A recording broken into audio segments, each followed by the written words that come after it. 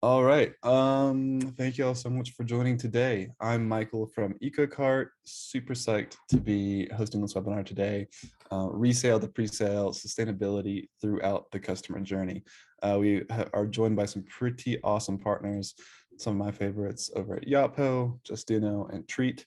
And yeah, we'll be talking about all things sustainability and how to implement it into your brand throughout each stage of the customer journey, from resale, loyalty, on-site messaging, and everything in between.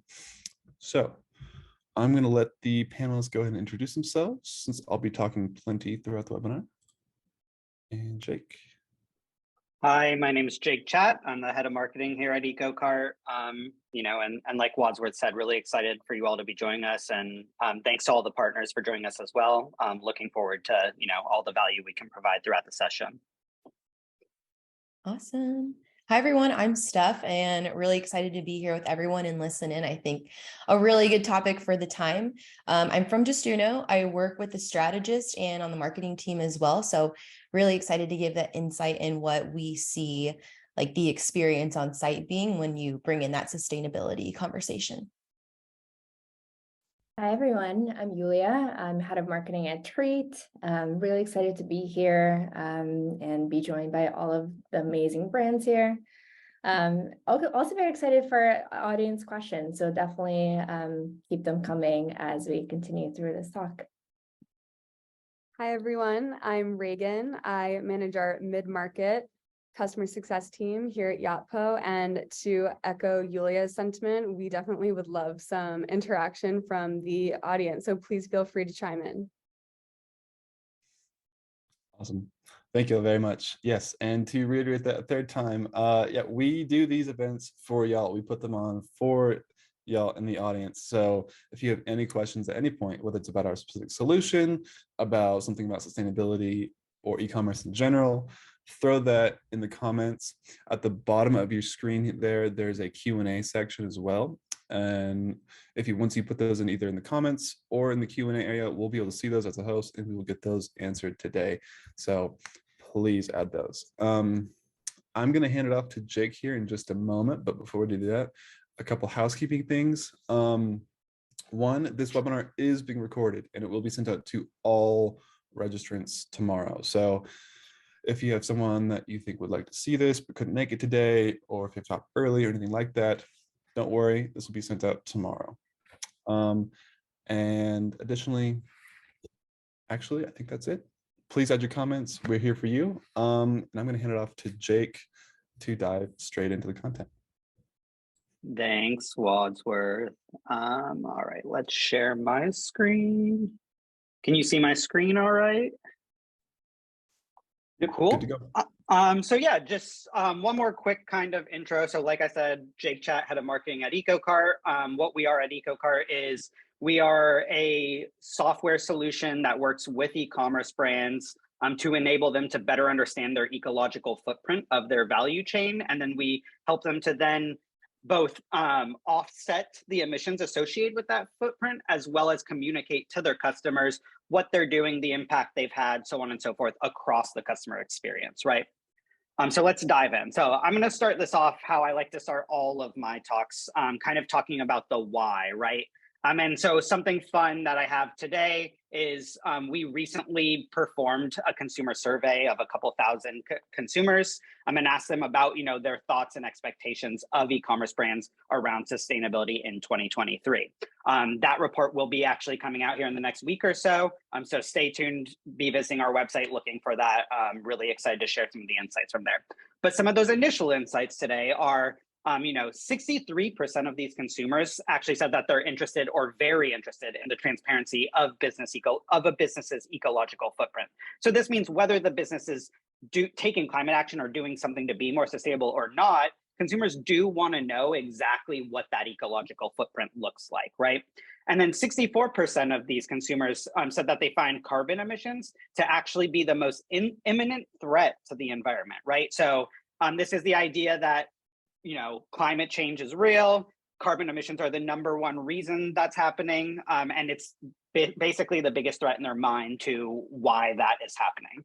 And then 68% of these consumers actually said that they find carbon offsets impactful when a brand is unable to fully diminish their carbon emissions, right? So of course, reducing first and foremost is important, but then you can't reduce everything, right? Whether you're producing something, shipping something, no matter what, human activity in general today has carbon emissions associated with it. So offsetting or counteracting those emissions is very important, and consumers see the value in that. And then just the last point I want to talk about here is these things are just increasing year to year as millennials and Gen Z and even younger consumers become the bulk of the buying body, right? So the younger the consumer is today, the more they care about these things. So the more they take over as the dominant shoppers, the more important this is going to become for brands.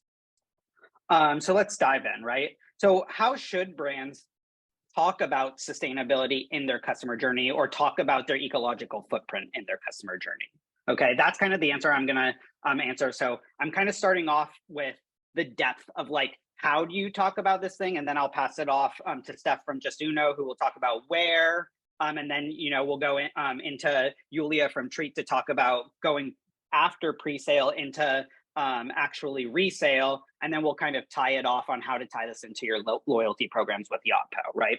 So at EcoCart, we like to kind of take that marketing flywheel experience and talk about sustainability communications in a flywheel aspect, because as you're doing each of these, they should be fueling the next one and just like continuously build and help you grow your brand based on these values, right?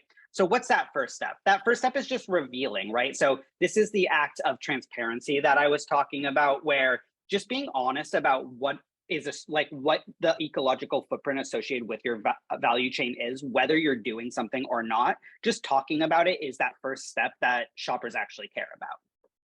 The second one is educate, right? So then talk about you start to educate and talk about why it is that way and what you're doing to get better, what your goals are, so on and so forth. Just kind of adding context to that initial reveal.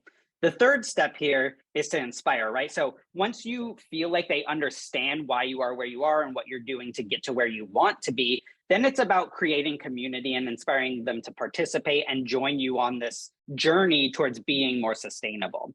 And then finally, you just re-engage them, right? How can you help them to be more sustainable themselves and to participate with you and join this community with action of their own, essentially, right?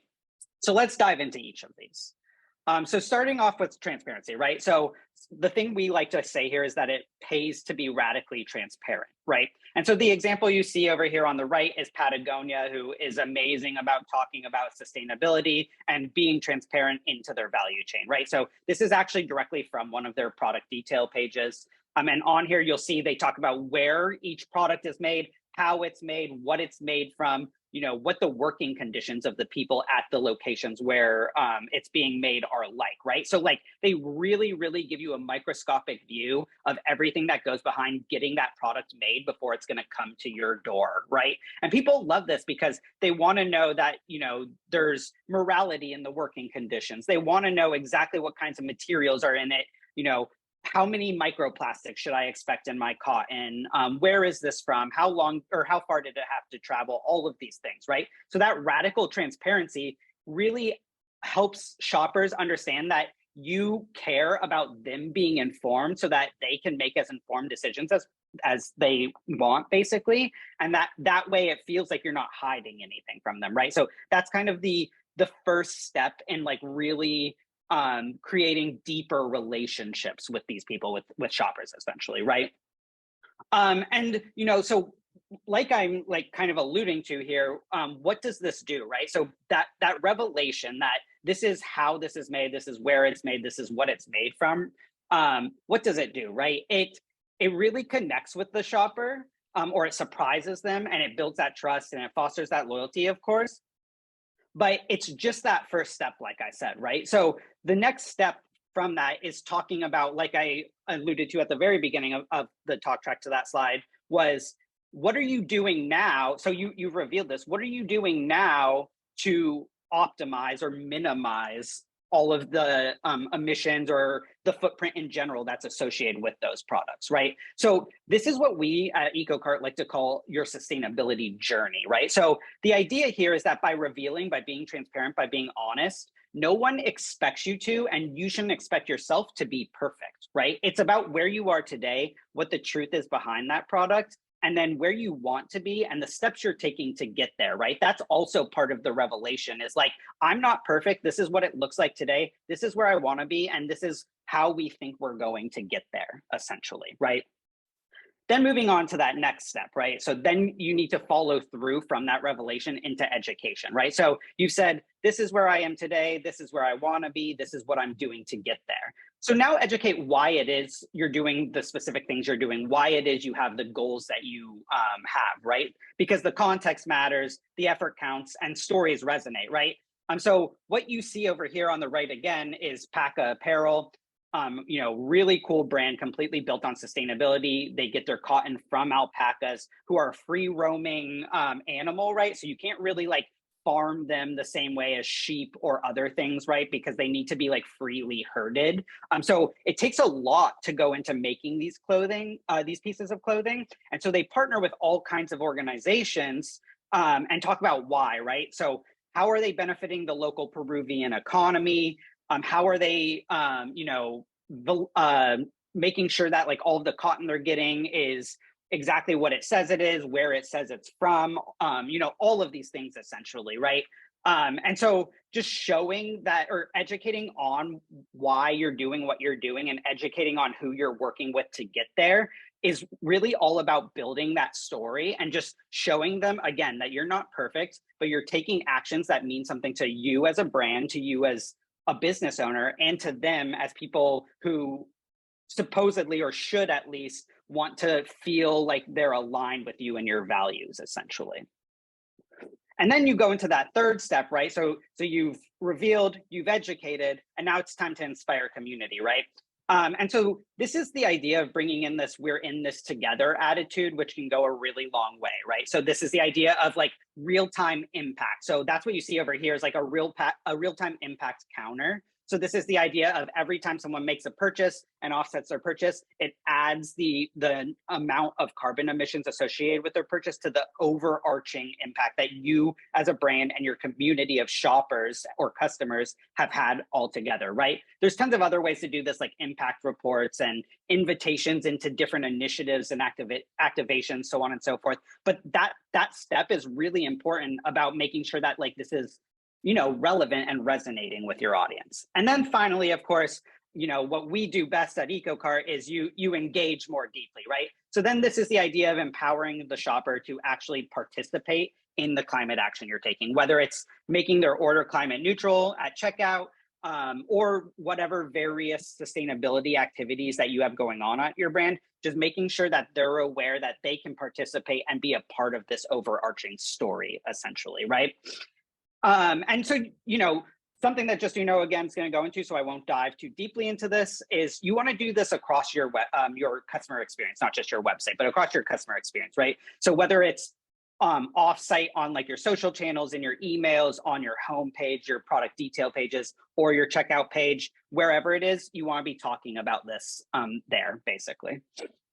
And of course, to just kind of round it all off, this does lead to real business growth, right? So as I kind of stated at the very beginning, this is about fostering loyalty and really building deeper relationships with your customers, right? And so we have seen this do things like increase conversion rate for brands, improve loyalty, such as like improving repeat purchase rate or increasing, the average lifespan that a customer has with a brand. And something at EcoCart that we really like to share is that we see, more than 2/3 of customers engage with offsetting their order at checkout as well. So people want this and are willing to participate. So it really is up to you to make sure you're engaging with them and bringing them into the journey with you. And just to sign off, at EcoCart, what we're doing now between Earth Day actually is if you take a discovery call with one of our specialists, we will actually offset your orders on Earth Day at no cost to you. So this means that all you have to do is jump on a call, learn a little more about the solution, and we will actually cover the cost to offset those so that you can then market or communicate about that to your audience all of Earth Month, essentially. Thanks. Passing it off over to Steph. Awesome. Thanks so much, Jake. That was great. That was so great. Yeah. Like, that's the webinar, guys. We learned a lot there. That was good. You teed me up perfectly. I'm just getting my screen up here. All right.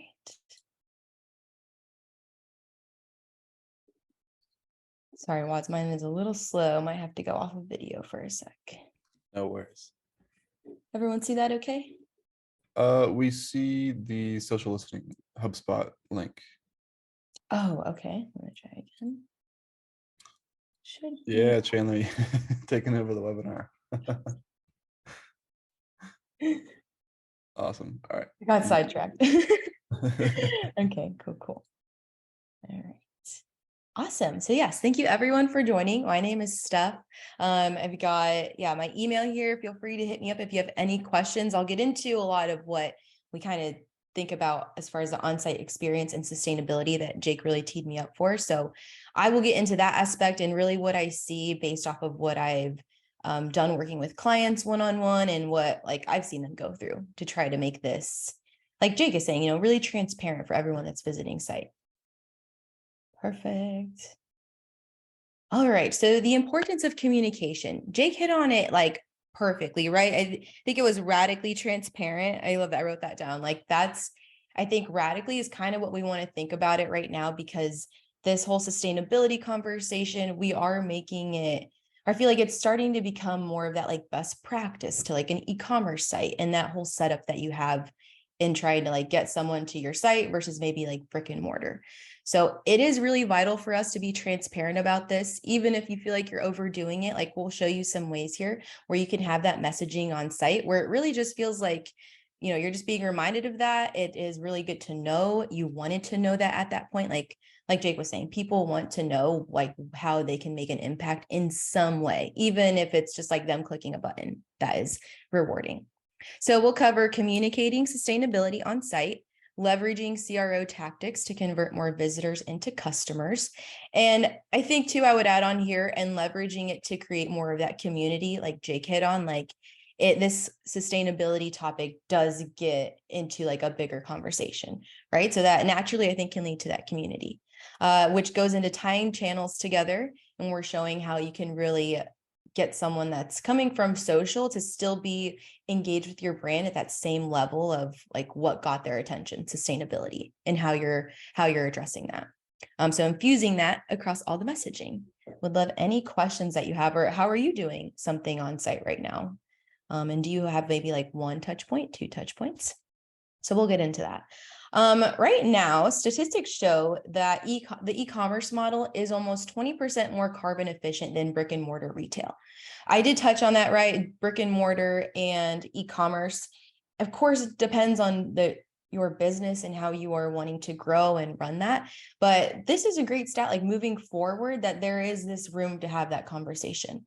I've seen so many brands that have their sustainable involvement, but it is so pushed down on their site, or maybe it's deep down in the blogs. You wrote that article a couple of years ago and maybe are not following up as publicly about what you're doing. So we really want to announce those goals publicly, sharing those real-time updates, which we saw with EcoCart, that's killer. Just right away, it is legitimate. This is what you're doing. That impact is really visible. The visitor, ideally, they need to see all that transparency in order to build the trust in the brand, which I'm sure we'll all hit on that version of trust. And that can just be you being consistent with that messaging and what you're supporting and what you're doing internally for your brand. And your messaging should really expose your current efforts and your visitors' contributions and their goals. So not only where are you to your goal, but where is everyone else in helping you to that goal, really trying to get that involvement. Jake hit on it really well. Education is really key, which maybe education can feel kind of boring or maybe kind of redundant in some ways, depending on the channels that you're using it by. I pulled something up over here that I wanted to share. Yeah. So as far as educating, that could be them becoming a member of a group that gets a little more educated, maybe a group that Are like your VIPs really helping you on that sustainability front? Or signing a petition. That's like can be education. Just knowing that like petitions are out there that are really surrounding any sustainability efforts that you have, or maybe just like your industry has. Like you don't have to get so into like your brand if you're still trying to figure out what you want to do. I think Jake mentioned like maybe you're just being transparent about like what you want to do to get there. And that's where that can come into play in like petitions or toolkits, fact sheets, or even taking a pledge, like education on like, okay, everyone can do this. This is like a thing that we do and we can all feel like we're a part of that. So we've got some great examples over here on the right. Today only, we've got a really great CTA shop now, and it's just letting them know like what they're doing with the water and getting that to more people. So in general, we've got a message and then a call to action, which is great. And then that example on the bottom, we've got nominate a business near you to #JustChange. I love that. This is a great one that maybe we target like geolocation based off of seasonality and efforts that are happening with, which is anything that has to do with your industry or your company. So those are great examples. You're giving that hashtag, like we all know TikTok, right? Everything that can be a hashtag is a hashtag, and that can just explode for you. So not that you're necessarily like hopping onto those bandwagons of hashtags, but that should give you some ammo to create your own hashtag or your own contests around like that sustainability. We want engagement, right? Engagement is what we want. Cool. So we want to get into using your brand story. And it's not necessarily like making up a whole brand story. Rather it's more intertwining what your efforts are into your brand story. And you can use that on many pages on your website and in many different messages across the on-site experience. So consumers, they want to know about your brand before they purchase. Like right in the same line of them trying to get reviews about products, right? That's them getting to know your brand. So they are doing that in the same way with sustainability. If you mentioned it one time on your Instagram that you're doing the sustainability effort or project, and on your website, you're not mimicking that messaging, or you're not saying, oh yeah, we're doing that, like this is more info, then you're just not continuing that. And it just seems a little sketch. It doesn't seem like it is like what drove them to site. It's not adding up. So when we add in our brand story in there, we are creating something that they can like latch onto and connect with us even further down after they've maybe exited and come back as a return visitor. So having the messages of your brand story on different pages, such as the About Us page, different product pages, or just like different stories about specific products that you have, and like relating that to the type of buyer that they are. Ideally, right now with sustainability, we would want to forego any incentives, and instead we want to do things like learn how our sustainability leggings are made. So that's where it's like still leading into the next conversation for them. On the right-hand side, we've got these great examples. I'll touch on the one on the bottom, the blue one, which is really great. It's a lead capture that fired after someone had made a purchase. So you'll notice we are still capturing email, and then first name, last name, and then we've got these cool radio buttons that allowed them to opt into that particular cause. So this led into different channels of email and SMS, and this also allows us to retarget them on site. So with JustUno as a tool and you setting up this awesome lead capture through JustUno, you could acknowledge that, okay, this visitor that came back to site, they were really into humanitarian aid. That's what they wanted to know about. So your pop-ups that follow them on site, that let's say if they go to exit, maybe you're telling them more about that humanitarian aid and really like how impactful it is, like how deep does that go, like what they're about to do and like their purchase. So a lot of extension can happen from just collecting that one data point, which is another side topic of zero and first party data. And honestly, just having that segment of someone that's interested in sustainability can just be another route for a VIP list for you too. Excellent. So on-site messaging, where to communicate this. Jake mentioned that, yeah, we would hit on this. And there's no wrong area. Everyone's site and flow, like it's about how you want them to flow, right, to check out. But ideally, we're looking at the homepage, banners, product pages, landing pages, and in cart. Now, some of you may have a slide out cart on your website, and you can place that messaging in there very easily. Some of you may actually have the cart page still as part of the on-site journey. So I've seen clients where sometimes they have both, or just depending on if it's mobile or desktop, they're taking someone to that slide out cart or an actual cart page. So that's what I'm saying, like depending on how you're driving someone through your site, you can find different areas to put this messaging. So a banner is a classic one. And I think typically we see them for free shipping, right? And kind of counting down. So this one is more of counting down to match a donation, which is really great. I feel like I don't see that often enough, but it's such an easy way to just get that out there that, hey, we have these efforts going on. And then with JustUno, the tool, you're able to make this banner like clickable. You can add additional messaging in the form of a text ticker. So it will just go through different messages on there. So you don't have to get yourself in a hole of only targeting that one kind of person that maybe is into your sustainability efforts or is not, right? Everyone's kind of getting to know what it is that they're interested in when it comes to sustainability. Next up, I've got some swaps for us. So I hear a lot like, maybe I don't want to do discounts. Maybe discounts don't work. So this is kind of a good topic to go into if that's really not what you're into and if you're wanting to test out other things. They don't like discounts and offers. They don't always persuade all types of visitors. And a visitor that is exposed to the brand sustainability efforts, they really want to contribute to those efforts. So if they're leaving without making a purchase, you can use an exit offer and then remind them of the positive impacts. And then we can also build our email and SMS lists across the board and getting them all that content, like I mentioned before, maybe becoming a member, sending them more info on a petition, maybe setting up your own kind of toolkit for something, how they can be impactful in their own community. So all of these to get to that next engagement. A couple of these that I'll just call out for us here are donation campaigns versus discounts and BOGO, eco-friendly packaging or shipping options. There's a great example that we'll show here soon. And like one of a viral video of someone actually going through their whole package scene and getting through like what it takes to be sustainable in their industry. Just got an order that had wildflower seeds in the tissue paper that the products are wrapped in. Super cool and creative.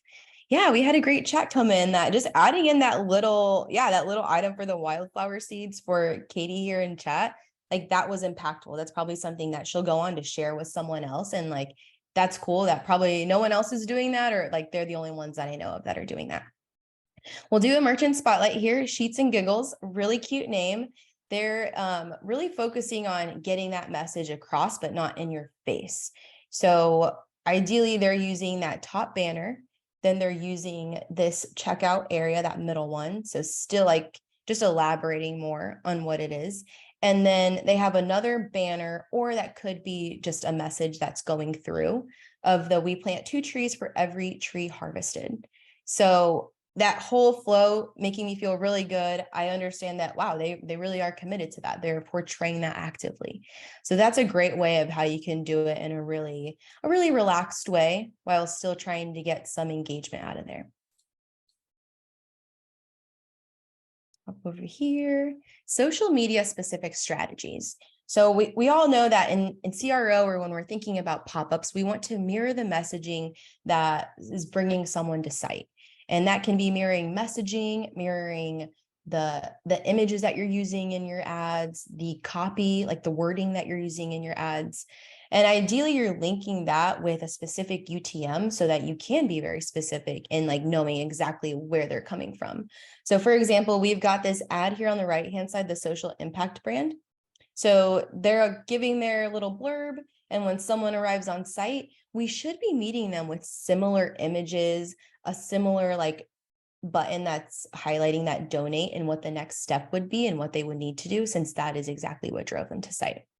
And then on the bottom one, that was the example I mentioned, like this video, it's a TikTok, but they've now added it to their website. So it's that social proof. It is giving that like sustainability across the whole channel from TikTok to here. And it's nice because as a visitor, I know that they are hitting that like demographic, like they're actively trying to be out there and engaging with their customers or their visitors, right? So I think depending on what channels you're in, there's always a way to kind of map it out and mirror the messaging. So at least that makes sense. And when you get into that sustainability, like it's never too much to educate, because you should be passionate about it, and that will come across in what you're trying to share. I will leave us with this quote. The challenge of sustainability is that it means 10 different things to 10 different people.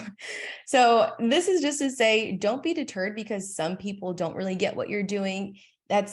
We really want you to be true to your brand and your values, and the rest will fall into place. And consumers who feel the same way about what you are trying to put out there, they will see that and they will support you. They will go on to talk about you. And that's really what will drive like your other channels and assets and everything that you use in those campaigns. Last slide here. We've got a special offer if you want to grab that little QR code. You get a free 14-day trial and take 20% off of a new JustUno account if you mention this webinar. And if you ever want to chat about anything e-commerce or on-site related, we've got some really great webinars and office hours that we do at JustUno as well. So you're able to like really map out what that sustainability pop-up flow looks like for yourself with someone on our team. But thank you for having me. I will pass it on now to Yulia. Awesome. Thank you so much, Steph. That was great. And actually, before we hop up, Steph, one quick question from the audience that came in. Oh, yeah. And they just wanted to know, if they're like a brand that's starting out, and maybe they're worried about over cluttering their messaging and things like that, what's like maybe like your top 2 best points in the customer journey to start surfacing sustainability messaging, like. Oh, yeah. I would say, the banner is a top spot. You may have the banner that's more native to your site right now, but if you're working with a platform like JustUno, you can really customize that banner so it can do more than just like that one message. People can engage with it, click on it. Like if they hover over it, you can have it so it like gives them more details. So I think a little bit will go a long way with the banner, just in terms of like how someone may engage with that on site. And then I would say the cart or checkout, somewhere there, probably a banner, or you can always do an in-page design with JustUno. So it really sits with that page and looks like it's part of your whole website. So again, going with that branding and keeping it kind of just like part of the flow. Awesome. Perfect. Thanks, SJ. Yeah. Cool. All right, Yulia, take it away. All right, let me just get my slides.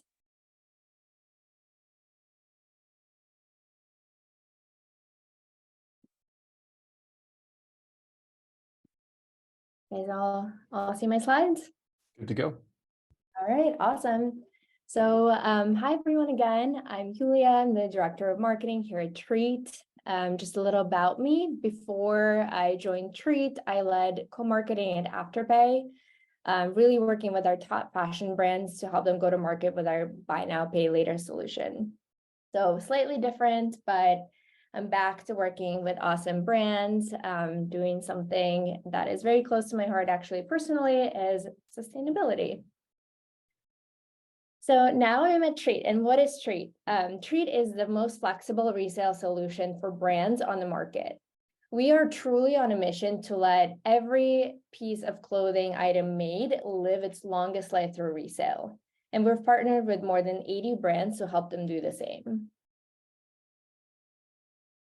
More consumers right now are embracing secondhand fashion because it is more sustainable.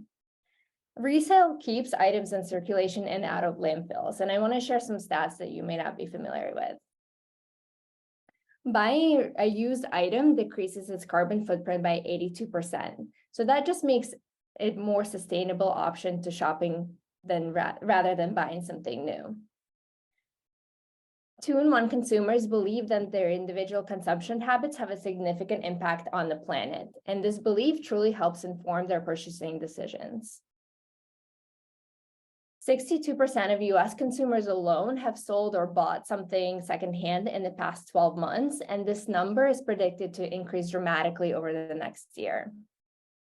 In fact, there are 4 times more consumers that shop secondhand right now than they shop sustainable fashion. So just to let that sink in, that people believe that whenever they're buying something that has already been used or has already been in circulation, they feel like they are truly being more sustainable. And global resale overall is expected to reach $250 billion by 2027. So why does that matter? resale is growing 16 times faster than retail, with Gen Z leading the charge. So instead of fearing or competing against resale, brands should really incorporate it into their business strategy and continue their sustainable practices post the initial sale. So how can you continue your sustainable practice post sale? Offer branded resale. And I'll chat on why branded resale is different from just resale. So resale overall isn't new. People have been reselling and shopping secondhand for years. What's new now is that brands are starting to own their resale market by launching their own resale experiences that allow their customers to rehome their past purchases sustainably. So branded resale makes a brand a little bit more sustainable and more circular. And brands should really care in the end what happens to the items that they produce and the items that they've sold. And resale helps offer a sustainable way to rehome pre-loved items or move excess inventory and really give them that more sustainable end-of-life solution. Resale can help attract new customers who don't buy directly from brands. There are so many people who only thrift or only shop secondhand, and they never actually buy directly from a brand. So by having your own resale solution, you can attract those customers and bring them to your site when originally you probably wouldn't have reached them. So at Treet, we actually see that 40% of shoppers are new to the brands that we work with. Resale creates a circular journey where customers come back to your brand. So you can actually offer brand credit to the items that are resold. So you actually guarantee that customers come back to your site and shop again. And last but not least, you can increase conversion. 45% of consumers are more likely to buy from brands with a resale program. So consumers often even look up the resale value of their item before they're making that purchase. So when brands announce their resale programs to their customers, they are met with a lot of really positive responses. And this actually aligns well with what Steph said around sustainability messaging really working to convert and to bring customers back. So I want to dive into just a couple of examples of how brands can actually use resale to be more sustainable and to further their sustainability practices. So Treet continues to be the best-in-class example for sustainable fashion. So in addition to all of the other initiatives mentioned earlier, they wanted an end-of-life solution of their items to further their mission to be very sustainable and work towards a zero waste future. So through partnership with Treet and Super Circle, Treet built out a full circle recycling and trade-in experience where users send in any pensioned items to be resold or recycled responsibly. So every item that is sent back, the customer gets a store credit back to the site, and a Treet item stays out of landfills for longer. Another example is Boyish Denim. So they use resale in a slightly different way. So most brands and retailers have inventory that is unsellable straight from production due to minor damages, or they have a ton of returns piled up. Sadly, a lot of brands also don't have a great solution for dealing with such items, and they either end up sitting in the warehouse shelves and taking up space, or they end up getting burned or in landfills. So brands like Boyish, Sozy, Woven, a couple of our other partners, they actually use their resale site to move excess inventory in a sustainable way and give them a chance at life. So they actually take that inventory that is slightly damaged or they are past season, and rather than discounting it, they move it over to their resale site where they allow them to be resold at a greater discount, therefore introducing other people to their items and allowing them to buy them for less, but also ensuring that they're not actually just going to waste. And then another great example here is more of a traditional peer-to-peer resale model. So Cuts Clothing noticed that their VIP customers were trying to hack Facebook groups to manage resale and decided to give them a much easier and safer way with Treet.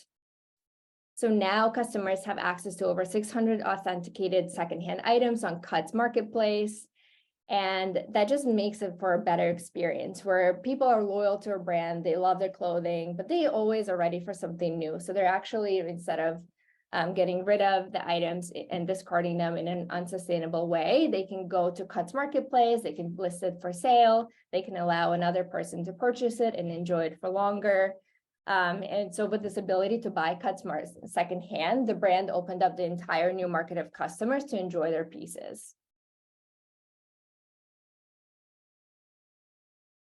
So by offering branded resale, you can help your clothing items stay out of landfills for longer and decrease their carbon emissions.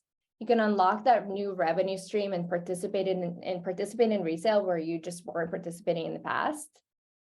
Drive greater LTV and brand loyalty, and profit off the same product multiple times. Therefore, hopefully over time, reducing overproduction of new items that greatly contributes to terrible emissions right now.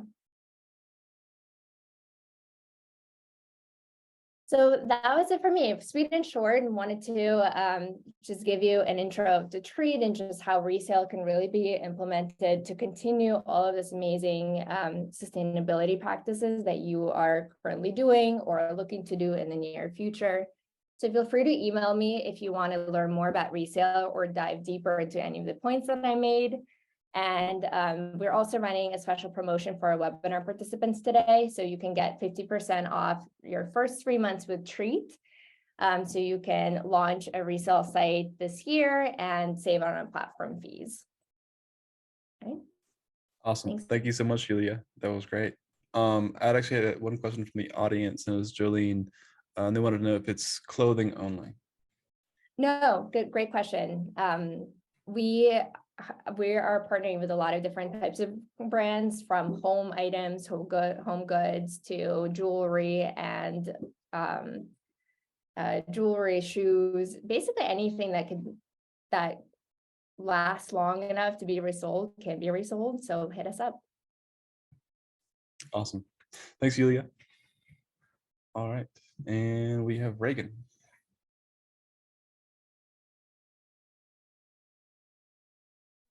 Okay, screen check. Are you looking at the right screen? Good to go. Great. Okay. Hi, everyone. First and foremost, I have learned so much from listening in on this webinar. So thank you to the other panelists and companies. My name is Reagan. I am currently a manager of our mid-market team of customer success here at Yotpo. And I'm going to talk about how to leverage your loyalty program to promote sustainability today. But first, if you're not familiar with Yotpo, I'll give you a quick intro. So our e-commerce marketing platform helps brands of all sizes strengthen their relationship with consumers with unified data-driven solutions for loyalty, SMS and email marketing, reviews, subscriptions, as well as visual UGC. So we're currently the leading experts in retention marketing, and we give brands the tools to create and execute strategies that ensure your best consumers remain your most loyal customers. So also starting with some numbers here. So we use the term emotional loyalty a lot at Yotpo, and I thought it would be great to place some importance on a few numbers. So recently we surveyed thousands of consumers about what makes them loyal to a brand. And here's what they had to say. 38% of consumers say they need to buy from a brand at least 5 times before they consider themselves loyal.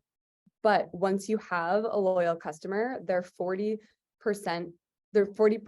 of them would be likely to continue shopping rather than going to a cheaper competitor.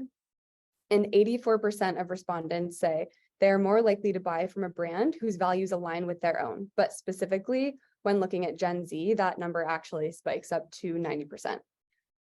So when we talk about brand values, sustainability is obviously a huge part of that. For consumers, it's not a nice to have anymore. It's actually table stakes. So for sustainable brands, communicating your values across every touch point is so important for building that emotional loyalty. So how do you connect shoppers with your brand values? And how do you make an impact on consumer behavior? You can turn to your loyalty program. Currently, most brands don't think about incorporating their values into their loyalty programs, but the ones that do are building that emotional loyalty and keeping customers coming back time and time again. So here are 3 key strategies that the brands we work with are using to easily connect shoppers with their mission and brand values through their loyalty programs. 1, incentivize eco-friendly actions. 2, award points for product recycling. And 3, convert points to donations. So now we'll dig a bit deeper into each of these strategies. So starting with Girlfriend Collective, a fan favorite, personally a big fan of their leggings. I have them in several colors. The first strategy is to incentivize eco-friendly actions and do a great job of showing examples of a brand that does this would be with Girlfriend Collective. So Girlfriend is a sustainable apparel brand best known for their leggings, like I said, and they have a number of sustainable initiatives. Their products are made from recycled materials. Their packaging is also recyclable, and they offer customer education on the carbon footprint of their products. So best practices in every area. They use the hashtag GoodJobGF, and that's their hashtag for their rewards loyalty program. So members using that hashtag can actually earn points on their loyalty program. The campaign is a great way to promote their values across channels and make their customers feel like they're part of a community committed to a common cause. And that's a great example of building emotional loyalty. The next strategy is to award points for product recycling, something that Credo Beauty has made central to their mission. The beauty industry, unfortunately, is one of the least earth-friendly verticals out there, but there are increasingly more brands these days trying to change that. Credo Beauty, which sells both online and off, teamed up with another beauty brand called Pact, a nonprofit that collects hard-to-recycle product packaging and finds a use for it.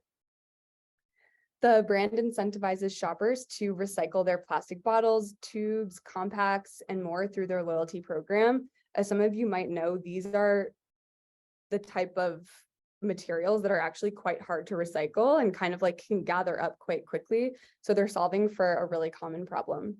Members can either drop their empties in a packed bin in store or mail them in for 10 rewards points in the Credo loyalty program. By leveraging the loyalty program, this brand is raising awareness about an issue that they care about. They're increasing the recycling rates, and they're giving customers something to feel good about, as well as incentivizing becoming a repeat customer. Strategy number 3. So allowing customers to convert their loyalty points to donations is something that one of our other brand partners, Play, is leveraging to raise awareness and money for a cause that they care about. Play is a sustainable kids shoe brand with an ethos of giving back and playing it forward, just to throw a pun in there. They offer shoppers the opportunity to donate their accrued loyalty points to a cause.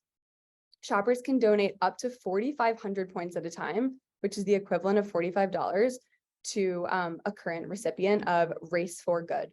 The brand also incentivizes reselling shoes when kids grow out of them through their loyalty program, instead of throwing them away through its partnership with Kitizen Rewear Collective. Incentivizing donations empowers customers to contribute directly to a cause that they care about, bringing them closer to your brand through shared values. And we're seeing a lot more brands incentivize this type of donation via those points, and they're giving to an earth-friendly cause. These brands show that you can really create how you incorporate your mission and then really derive sustainability through the loyalty program. It's a great place to build emotional loyalty because you are providing the customer with value, points, and or rewards, while also allowing them to participate in making the world a better place. And now I'm sharing with you an example of a brand that has built their entire loyalty program around sustainability, Treet. So I think this brand was already mentioned at some point earlier today, but just a quick refresher. So they are a sustainable fashion brand that plants 10 trees for every item purchased. When building their loyalty program, they catered everything towards their central question, which was, how do we make our brand mission resonate with members while also turning them into repeat buyers? They knew their shoppers would feel connected to a program where they could tangibly see the positive impact they made on the environment. So they created Impact Wallet. Sustainable action is at the heart of Treet's program, and it's meant to be fun and gamified. Every item purchased from Treet comes with a unique QR code that reflects the trees planted by the shopper. After scanning the code, customers can actually explore their trees and save them through their loyalty profile. And then eventually all their saved up trees pop up on the individual's interactive forest. Impact Wallet also includes achievements to encourage customers to take action. These range from registering a shopper's first tree, planting 500 trees, and sequestering 75 tons of CO2 from the atmosphere. By structuring their loyalty program around social responsibility, Treet reinforces their brand mission and allows their shoppers to play an active role in combating climate change. By incorporating sustainability into your loyalty program, you can expand your impact by basically having more hands on deck to whatever cause is near to your heart, showcasing your values, building deeper connections, and helping share that sense of purpose with all of your customers, fostering a sense of community and letting people be a part of something bigger than just them, driving higher engagement and retention, and creating loyal brand advocates. Your loyal customers are always your best marketing tool. And as you can see from the examples and strategies I've shared, you can go big or small with sustainability in your loyalty program and still make an impact. And just to plug one of my fellow presenters a little bit, Yotpo's loyalty integration with EcoCart makes it super easy to incorporate sustainable action into your loyalty program. Bringing your brand's commitment to sustainability into your loyalty program is a great way to go beyond the standard plug and play loyalty program and create something much more unique and custom to the brand and whatever sustainable partners you have, and creating something that really inspires change. And that's it for me. Thank you for watching. If you have any questions, please don't hesitate to reach out to me directly. Awesome. Thank you for the deep dive, Reagan. I in particular just really love that last one. If you could redeem your loyalty points for donation, to me that feels like a no-brainer. It's probably like my favorite one of the strategies, but that was really great. So thank you very much. Sweet. Okay, well, we have about 5 minutes until the end of the webinar, so I wanted to open it up, and if anyone in the audience has any questions for us, please send those into the chat or in the Q&A, and we'll get those answered. But in the meantime, we have one, and I guess this kind of goes towards all panelists, and they wanted to know, they want to see if there's any research about like the discrepancy between what people say they care about, like they care about sustainability, they care about carbon offsets, versus how they actually spend their money when it comes to shopping. You know what they say versus what they do with their wallet. And if anyone has any insights there. I could jump in here. So this is a really good question. It's something that I've explored not only here at EcoCart, but I previously worked with Nosto, which is another solution in the space. And we were looking into sustainability and fashion. And the big question we were trying to answer is, are people willing to pay more for more sustainable products, right? And it's complex. I think, first off, it changes all the time, right? I think the answer to this 3 or 5 years ago was different than the answer to it today. Again, the report that we have coming out does touch on this a little, but something that we saw actually is that older shoppers, so like meaning like the 55 plus, were willing to pay more essentially for more sustainable goods. And then also younger shoppers that were 18 to 25 are also willing to put their money where their mouth is. Whereas the middle section, so like, the 25 to 35 and then the 35 to 45, so on, actually to a certain extent are saying that they're willing to spend more, but not nearly as much as those other two. And then of course you have to read between the lines a little here of like, potentially the older cohort is willing to do it because they're more financially comfortable. Whereas potentially the younger cohort could be more willing to do it because it means more to them than their financial situation, right? So there's a lot of like gray areas, and like it really depends person to person here, I would say, probably. That's a great answer. Yeah, I feel like especially nowadays with the current economic conditions and like there's a lot of variables in play currently with it. And then yes, a price, the convenience aspect of it. Um, yeah, it's a really good question, the one that comes up consistently. And I for also good reason. want to add to that, if you don't mind. What we've seen there's just been a ton of research in the resale space around also people, the younger generation loving sustainability, but they also really love Shein and Zara, and how does that really come into play? And I mean, the dichotomy is pretty crazy there, but I don't think that there's really an answer. And as Jake mentioned, the situation is continuing to change, but in resale, we have seen that the majority items that do get resold are actually falling in between that like mid-fashion, like the J. Crews, the Zara's. Like Zara is the #1 most resold brand on any platform. So just something to add there. It's really interesting. Absolutely. Steph or Reagan, you guys want to contribute anything? Or I can move on to the next question. No, yeah, I was just throwing something in chat. It was just a blog that I found from JustUno, and it's quite a read, but it has a lot of stats of like, yeah, what people are kind of willing to pay for, percentage of people that are willing to do a little more with their budget. So I'll share that in there for sure. It's from last year, 2022. Awesome. I'll Thanks. just add specifically on the Yotpo side of things. I think the nice thing about letting people donate their points is technically those points could have been transferred into $1 off or a percentage off of a next purchase, but it's almost money that they never actually had in their wallet. So I think maybe it's an easier pill to swallow than like actually like swiping your credit card to pay. I don't know, but we do see a lot of people. Another good brand example is actually Sakara Health. They, for the longest time, had a loyalty program, and the only option was to donate, I think, like $75 to a charity. And I think they switched it like every quarter or something, and it was hugely successful. So I think also maybe depending on the cohort of consumer and the demographic, folks are pretty charitable with points, since again, it was never really money that they had anyways. And sorry, I just wanted to add, I feel like I lost my point of like what I was saying is like, yeah, we're seeing that in research, but I feel like people just feel a little bit better buying secondhand Zara and secondhand J. Crew, for example. Then in their mind, it's kind of like a combination of getting the fashion that they want and also being a little bit more sustainable.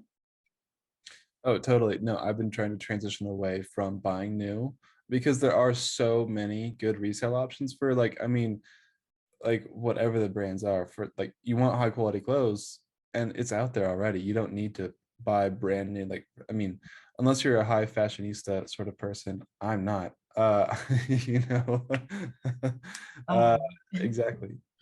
Oh, okay. Actually, we are right at time. That was a great question. I think we all got some good thoughts there. Thank you all so much for joining us today. I will be sending out this recording to everyone tomorrow, so look out for that. And I'm going to let our panelists say bye before I close this out. Thanks, everyone. Thanks for joining. Thank you. Learned a lot. Yep. Bye. Thank you all. Bye, everyone. Bye.